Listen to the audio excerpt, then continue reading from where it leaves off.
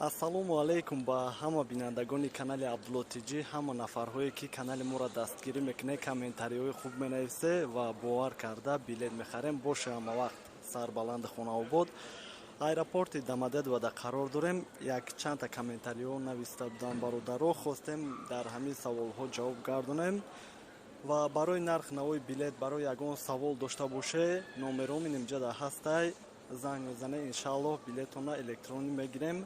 Агар ки занг заден прямои ҷавоб дода натонистем, ватсап да нависем, мисол айкиҷо ба киҷо кадом число дар кора, иншааллоҳ ҷавоб мегардонем ва нафарҳое ки мисол ягон савол худумда дошта бошанд, комментарияда силкаи инстаграм ҳастай метавонед ки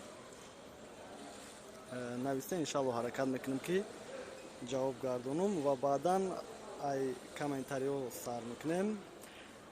Салому алайкум, ҳамаи видеотон дар Россия, Тоҷикистон ва Тоҷикистон, Россия ҳамаи тарафа нархоша бугу апло илтимос.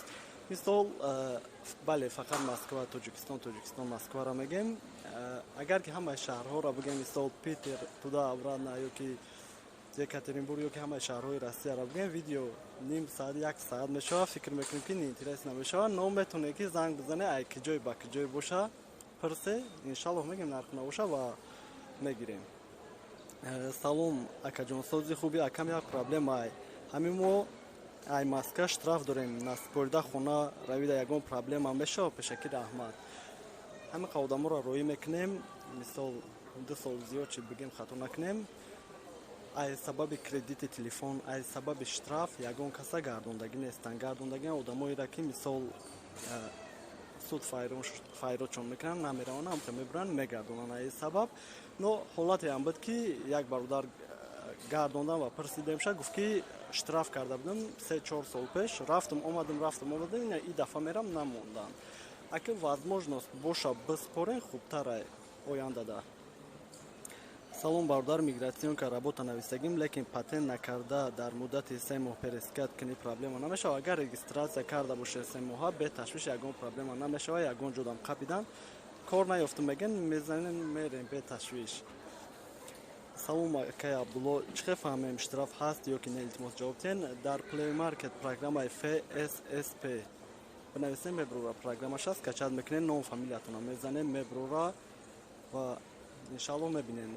Но ҳолатҳои шидагие ки баъзеҳо мегӯянд набровардан, дар WhatsApp нависем, як бародар ҳасте ки ҳамаша мебина ва шумода мегӯяд.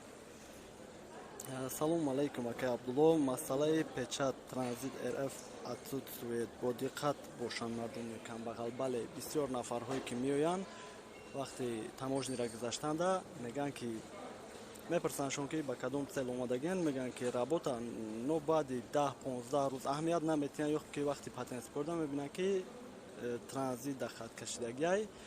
Ҳамин масъалаш да эҳтиёт бошем, чтобы ки баъдан граница перескат накунед ёки ягон проблема нашава.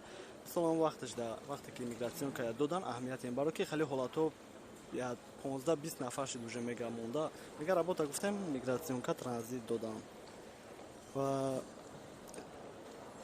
зинда боши бародар, гап нест барои возвращение гап зан. Возвращениеро одамое мегиранд ки мисол паспортшона гум кардагианд ёки паспортшон даридагиай, ягон проблемаи дигар доранд. Но одамое ки